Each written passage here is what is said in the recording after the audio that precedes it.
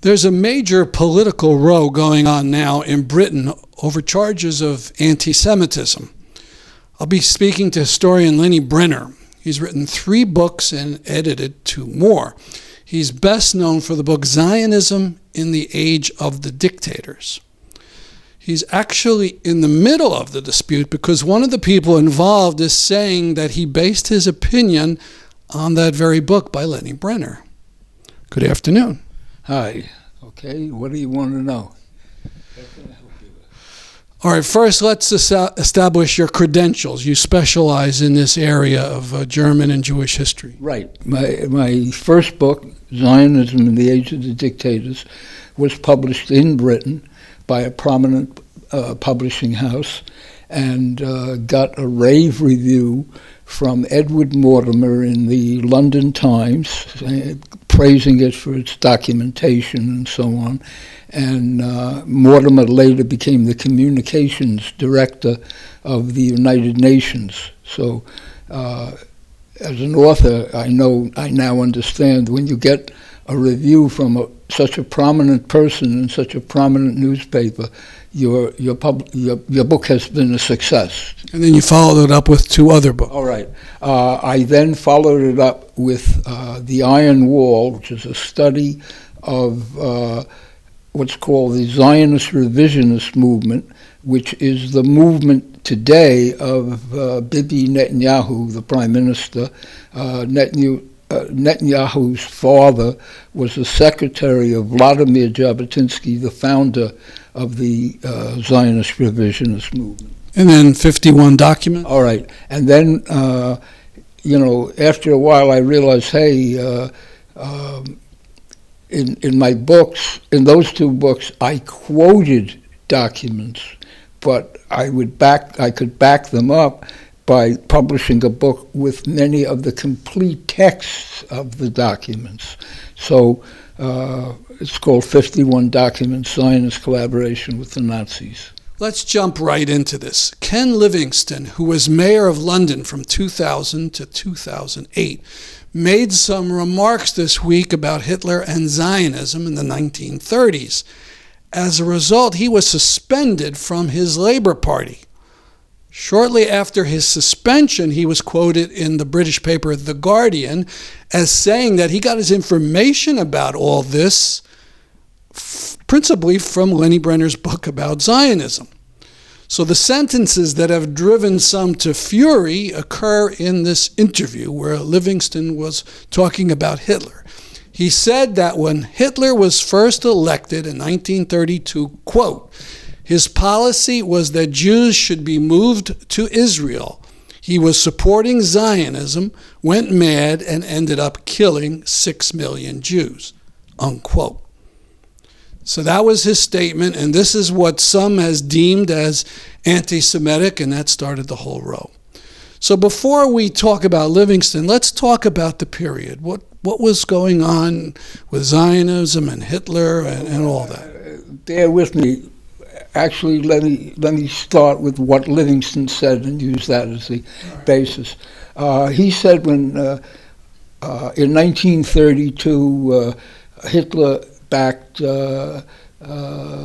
Zionism in Israel, and then he went mad, and after that he went mad and decided to kill 6 million Jews. Now he was talking in the middle of a discussion. He wasn't sitting there quoting from my books or any books at the time. So he made a couple of errors, very minor errors, some of them. Hitler, there was an election in Germany in 1932, but Hitler actually came to power as Hitler, the Führer, in 1933, like January 1933, all right? And he used the term Israel, and of course at that time, in 1933, it was still called Palestine, and the Zionists were part of British mandatory Palestine.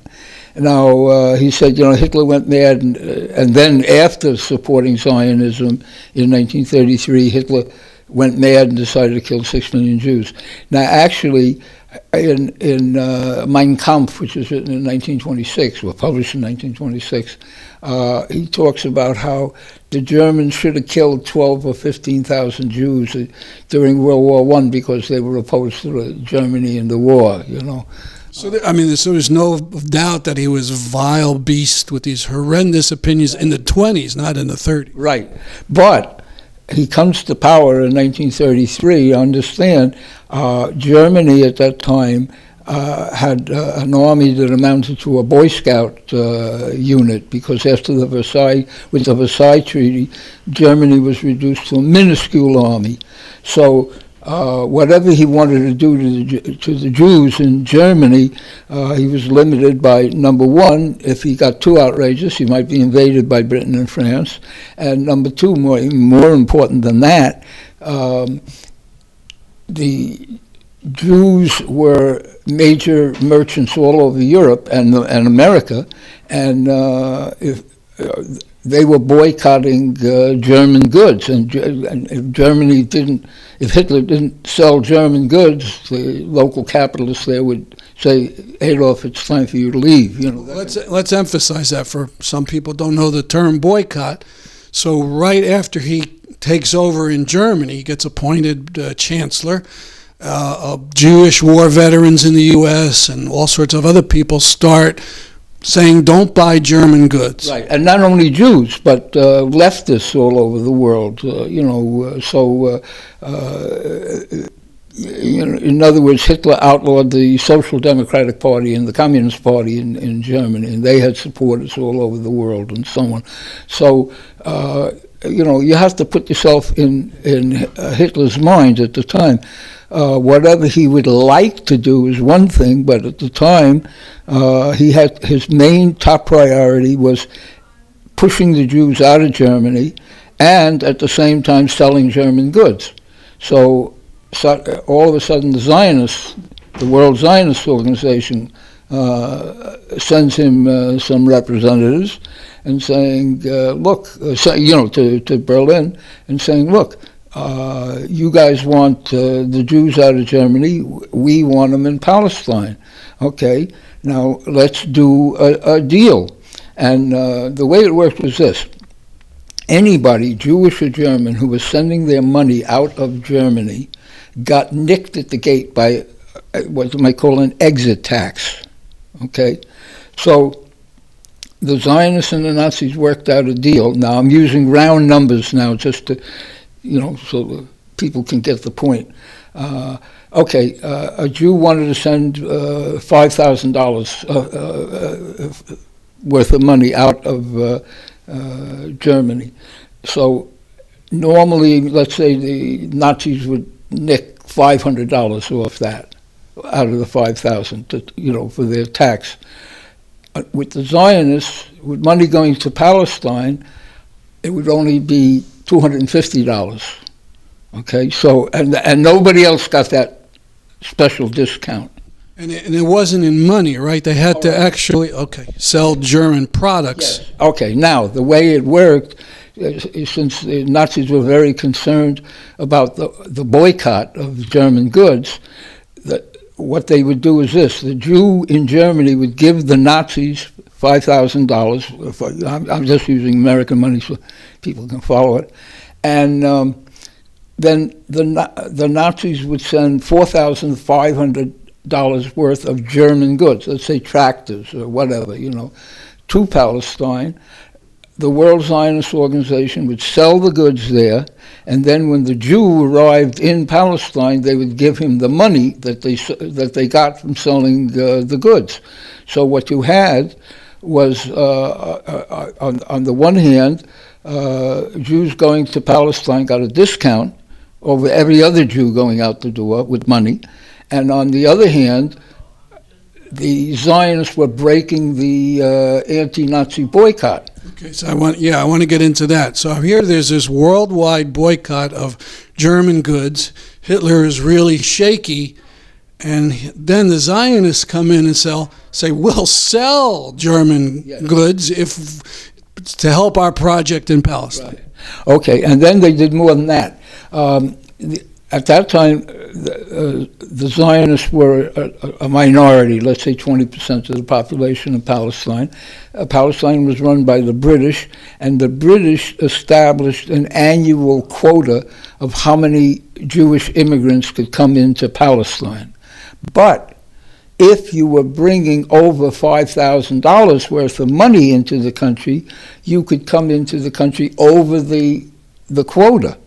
So all of a sudden, in the middle of the Depression, when everybody in the world is dead broke, okay, all of a sudden, Palestine, and the Zionists, particularly in Palestine, starts prospering because about 13,000 German Jews came in over the quota with at least $5,000 each worth of, in wealth, okay?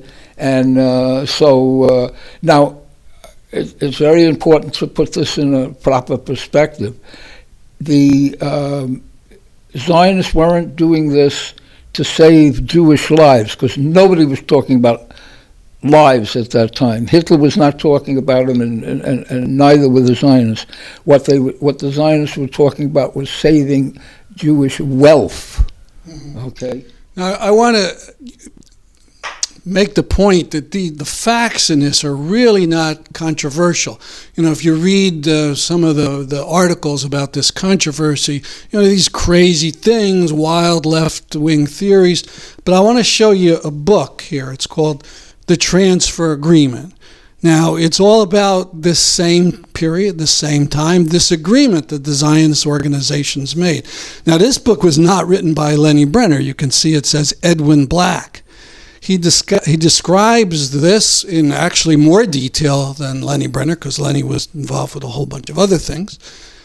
He describes all these same facts, but with an opposite conclusion, where Mr. Brenner saw it as a betrayal. He saw it as something so good because, the German Jews were a lost cause, and you might as well get money out of Germany for Palestine.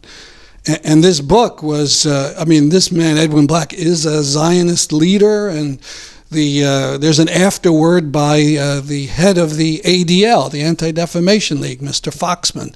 So am I giving a fair summary of the credibility of this book and these facts? In other words, again, as you said before, the facts aren't in disagreement. It's the interpretation of the facts and the intention of what they were doing.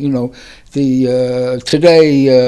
the Zionists say, hey, the Zionists are trying to save what they could out of the Germany, etc.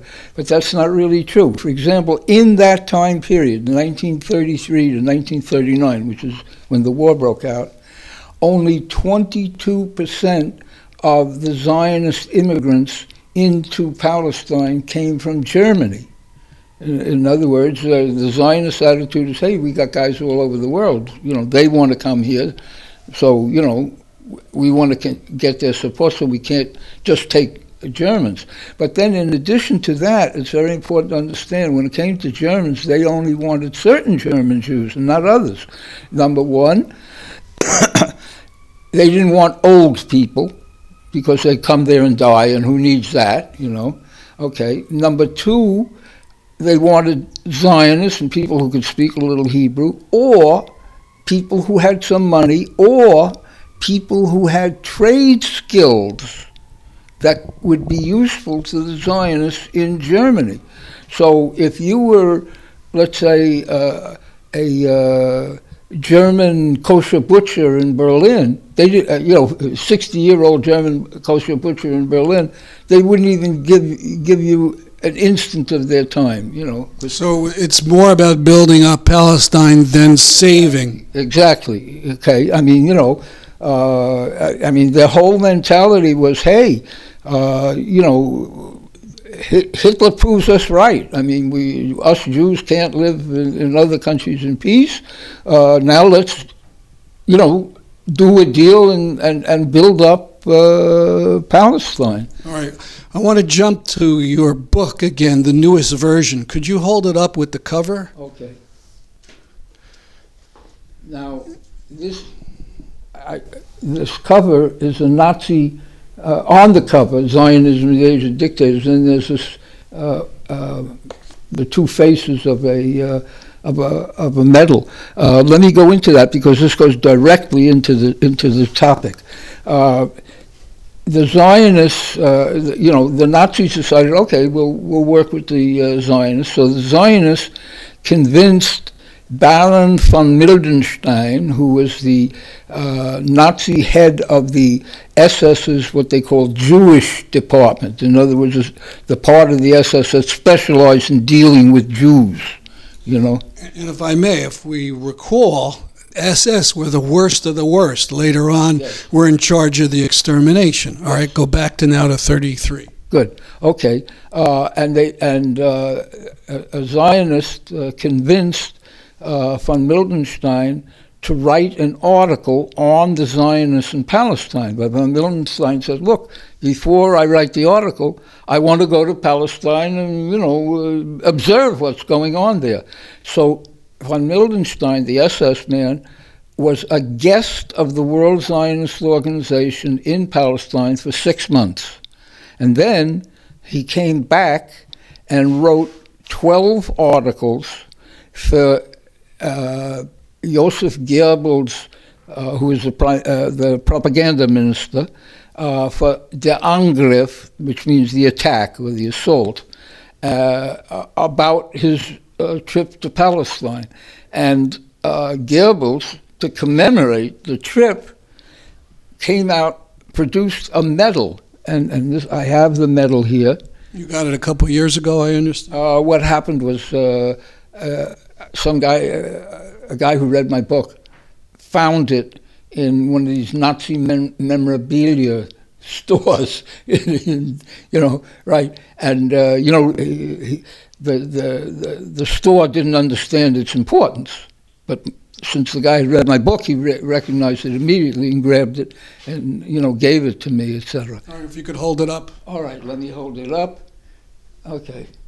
And what it says, now the main thing about it is that on one side there's a Star of David, that's the Zionist symbol, and then on the other side is a swastika.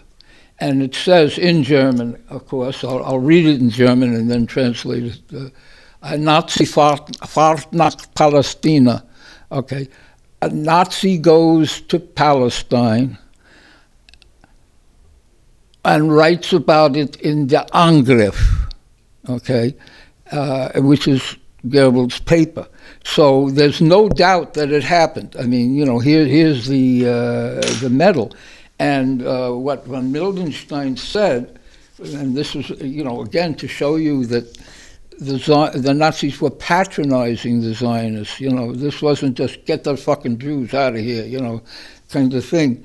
He said, okay, I'm reading from my own book. His stay among the Zionists has shown the SS man, quote, now I'm quoting von Mildenstein, quote, the way to curing a centuries-long wound on the body of the world, the Jewish question. The soil has reformed him and his kind in a decade. This new Jew will be a new people, okay? And then Reinhold Heinrich, who was the head of the SS security squad. Now, this is the fist, man, they punch you, hard. Heinrich wished the Jews a farewell, and again, I'm quoting him. Quote, the time cannot be far distant when Palestine will again be able to accept its sons who have been lost to it for over 1,000 years.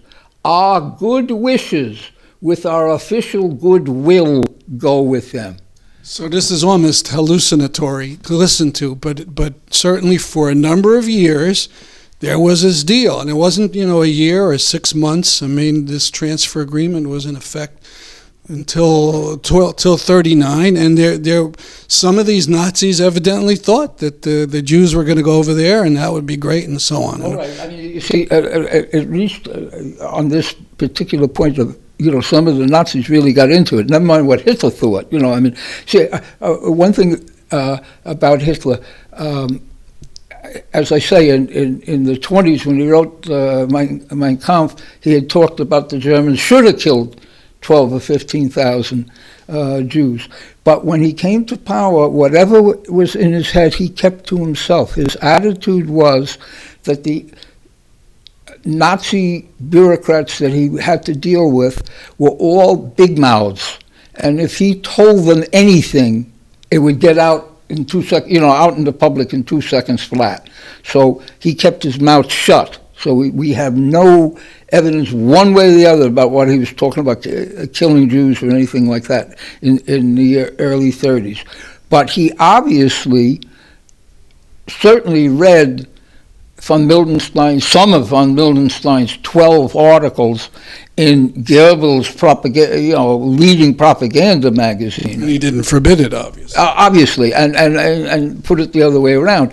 Von Mildenstein and Goebbels wouldn't have said and done what they did if they weren't sure that Hitler was in favor of what they were doing. I mean, common sense would tell you that. Now, the agreement, which is called in Hebrew, it's known by its Hebrew title, Ha'avara, and means the transfer. Okay, and it continued on up until the day the war broke out in 1939. When I say it continued, the Zionists began to sell German goods wherever they could, including in Britain, no less, and the Zionists had very big orange farms in Palestine. They were producing what was called the Jaffa orange, a good orange. I mean, whatever, and they sold them all over Europe using Nazi boats. And to go back to Black's book, he says these sales by the Zionists drove a stake into the heart of the Jewish-led anti-Nazi boycott. Right, because what it meant was not. People would say to the German businessmen, "Look, we'd like to sell your goods, but we're having." A lot of people are offended by Hitler's anti-Semitism. So the Nazis would then say, "Yeah, but look. The Zionists are selling our goods, so if they're selling the goods, I mean, what do you care? And people were looking for an excuse to buy Nazi goods. The Zionists say it's okay; it must be okay, right?" Now I want to get into a different area.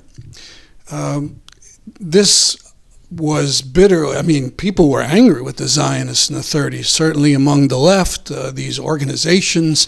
I mean, there were demonstrations in New York City of 100,000 people calling for the boycott of German goods. So there was a lot of anger on the left, Jewish organizations, even unions in the United States. But there was also on the right, and I want to talk about an assassination inside of Palestine, a man named Chaim Arlo Saraf. Now, what is that all about? All right. You have to understand that Zionism is not a totalitarian movement. It has, a right wing, a left wing, a center. Always has had that. So on the right, the Zionist movement in the 30s, the World Zionist Organization, was run primarily by what is now known as the labor Zionists, and their leading figure was David Ben-Gurion, who later became the first prime minister of Israel. And Ben-Gurion and the World Zionist Organization sent a man named Chaim Al-Sarov to Berlin to negotiate the transfer agreement with the Nazis. And when he came back, the right wing of the Zionist movement denounced him. Okay? Now, let me explain who the right wing was. When I say the right wing, I'm talking about a group known then as the Zionist revisionists, and they were the predecessors of today's Likud party that rules Israel. And when I say the predecessor, I mean in the literal sense of the word. Today's prime minister, the Likud prime minister, is Benjamin Netanyahu. Okay, in 1940, when the founder of the Zionist revisionist movement died, Vladimir Jabotinsky, his secretary was Ben Zion Netanyahu, Bibi Netanyahu's father. Okay, you mentioned this. So now, June 1933, on a beach in Tel Aviv. Okay, what happens was, Arla Sorov goes off to Berlin and makes the deal, and he comes back and defends it, etc. And an article appears in the Zionist revisionist newspaper denouncing him as a traitor for making the deal with Hitler. And the next night, on a beach in Tel Aviv, he was assassinated. Now, the guy who was assassinated was Abraham. You mean the assassin was Stavsky? Yes, the assassin was Stavsky. Arla Sorov was the man assassinated. Okay, Arla Sorov's wife. Eventually, she lived and described the guy to the assassin to the police, and eventually the police rounded up Abraham Shavsky, and she identified him, and then the case went to court. The revisionists denied that they had anything to do with it, and actually tried to blame an Arab who was already in jail as a murderer, that he really did it. And the judge said, take a hike. I mean, this is all nonsense. Here's Arla Sorov's wife, and she's identifying the guy who did it. So, how did you pronounce his name? I believe it's Stavsky. Okay. He was found guilty and sentenced to die. But then an appeal court in Palestine ruled that the British police had made mistakes in dealing with the evidence when they first got it of the death, and so they declared that he was legally not guilty. But the chief judge said, "Look, if this trial had taken place in Britain, he'd be hanging." So there's no doubt in anybody's mind. And then there was something about the gun that you uncovered. All right, but let me finish. There's no doubt in anybody's mind. The Labour Zionists, Arla Sorov was a Labour Zionist. There was no doubt in their mind that the Zionist revisionists had killed the guy. No doubt. Okay, but to reinforce it, about 11 years later, a British official named Lloyd Moyne was assassinated in Cairo during the war. Okay, and the British forensic expert who was dealing with the gun reported that the same gun that killed Lloyd Moyne in 1944 had been used to kill Arla Sorov in 1933. Okay, now the guys who did kill Lloyd Moyne were members of an outfit called what the British called the Stern Gang. They were called the Stern Gang because the founder of their movement was a guy named Abraham Stern. So the British called them the Stern Gang. And this was a split off from the Zionist revisionists. So, we can trace the gun. The gun was used to kill Arla Sorov, and then when the Stern group broke off in the late 30s from the Zionist revisionists, that was one of the guns that they took on their way out the door. Okay, there's so many things we can get into with this. I just wanted to do two more things and then get back to Livingstone. So there was this relationship between the Zionists and the Nazi German government. Let's call it cooperation, to be kind of neutral in this. Besides this agreement, you write in your book about how the Zionist organization was favored, and there's stuff about a flag, a Zionist flag. Can we briefly talk about that? All right. In 1935, the Nazis set up what they called the Nuremberg laws, which defined who was a citizen and who wasn't a citizen of Germany, etc. And the Jews, of course, were no longer citizens, etc. But among the other things that they did in that same period was they declared that only two flags could be carried in Germany: the swastika flag and the Star of David, the Zionist flag. Okay, that's now, and the Zionists were favored over other Jews. I mean, don't misunderstand me. All Jews were persecuted, but you can get 50 lashes on the back or 45 lashes on the back. I mean, you get my point. And what we have is an American rabbi, Rabbi Weiss, wrote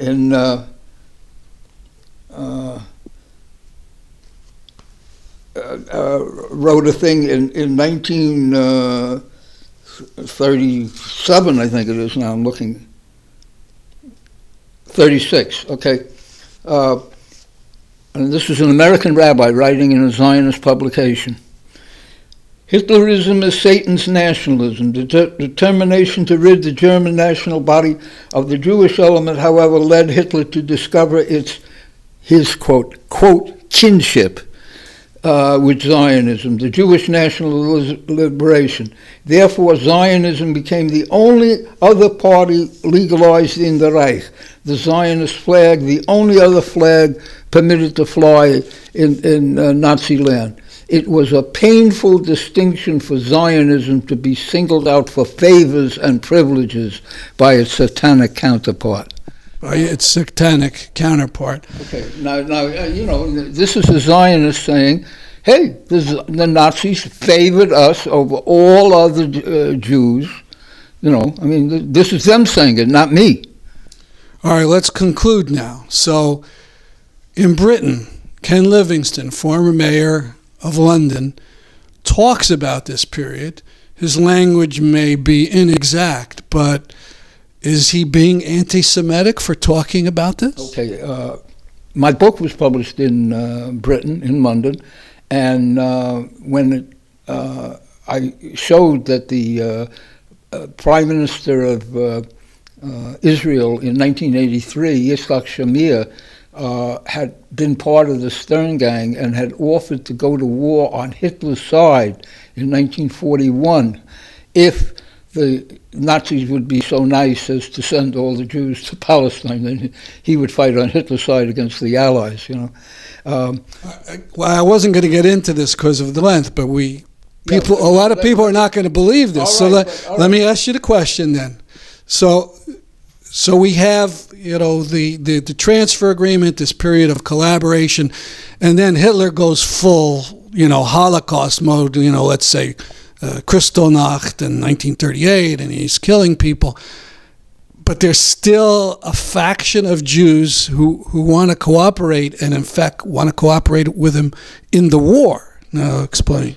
Okay, as I said before, Vladimir Jabotinsky, Zionist revisionist, denounced the Labor Zionists and Arnold Sorrow for collaborating with the Nazis, but the Zionist revisionists, wanted to collaborate with Mussolini, and they sent their youth to Mussolini's Naval Academy in the 30s. Then Mussolini stopped being pro-Zionist and became pro-Nazi. But some of the Zionist revisionists had become so committed to fascism that they broke with Jabotinsky said, look, we got to support the British against the Nazis, and they said, no, we got to support Mussolini and show Mussolini and Hitler that we're really fascists like them. Okay, And that's the Stern Gang in the early 40s. all right, and other Zionist revisions. All right, but we're getting off into too much detail. I want to again say, Livingston bringing up this period, is his statements anti-Semitic? All right. Now, what happened was, I was in Jerusalem when Yitzhak Shamir, one of the ex-Stern Gang people, became Prime Minister of Israel, and I had the complete text of their offer to go to war on Hitler's side published in Jerusalem in English. And then I went to Jerusalem to give some lectures on my book, and the day that I got there, the London Times had an article where Shamir did, there was an idea to contact the Germans. I opposed it, but I joined the Stern Gang after the idea was dropped. Here I am, sitting there on the subway, reading this, and in my luggage is the complete text of their offer to go to war on Hitler's side, in German and in English. So I rushed to the London Times, showed them to an editor, and they said, sit down, write us an article. You sure didn't, this is a quote from the editor, you sure didn't make this up in German, Okay, so I wrote this article exposing Shamir, that Shamir was lying, that he had been a member of the Stern Gang before they sent this proposal to the Nazis twice, not just once, okay? And the next thing you know, I get a phone call, come and meet Ken Livingstone. Now, at that time, he was what was called leader of the Greater London Council. London, you see, had a Lord Mayor of a little piece of London about the size of your family broom closet. Okay, and Shamir too many details. Let's get to the point here. Okay, so he all of a sudden my book got this huge publicity from the letter to the editor in the Times, and he became personally very friendly with me, and told people to read the book. He read it, et cetera, and then this was reinforced when the London Times 2 months later published a review of the book, saying it was a wonderful book, thoroughly documented. So I became sort of a celebrity in Britain. I was over there on 12 separate lecture tours in the 1980s, and now I lost contact with it's been years since I had any real contact with Ken, but I knew all along that he was a supporter of my book. I mean, he made it emphatic. All right, we're drifting away from the central point. I mean, Edwin Black says this transfer agreement was very important in the building of Israel. Lenni Brenner, in his book, says this transfer agreement is very important. So, again, for the third time, when Livingstone brings all this up and says Hitler supporting Zionism, is this crazy? Is this anti-Semitic? All right. The London Times just contacted me for an interview, and I told them what I'm going to say now. I defend what Livingstone said. He made a couple of very minor factual errors. I mean, remember, he wasn't reading from a book. He was in all this came out in the middle of a discussion, what he said was in 1932 Hitler came to power. It was really 1933, okay? He called it Israel, the Zionists in Israel. What he meant was the Zionist colony in British Mandatory Palestine, okay? But there's no doubt, I mean, from the stuff I've just been quoting, von Mildenstein came back and started studying Hebrew. They're the Nazi, as I say, the Nazis were able to turn around and say to people, look, everybody badmouths us. They think they're Nazi, they hate the Jews. We want them out of Germany, but, look, they'll go to Palestine, they'll be good people, they'll learn, it's all this kind of nonsense. All right, so to summarize, this stuff was real. Ken Livingstone didn't make it up. You didn't make it up. People ought to find out what happened and to see if this action can be defended or, as you and I also believe this was an incredible betrayal of Jews. Okay. They can get the book. They can contact me, brennerl21@aol.com, and I'll tell them how to get the book. Anywhere in the world they can get it, and how they can get 51 documents, which backs up the book. But with regards to Ken Livingstone, Livingstone was suspended by the Labour Party. They're going to have hearings, and I've made it very public, again, in talking to the London Times, etc., that I am perfectly willing to defend him.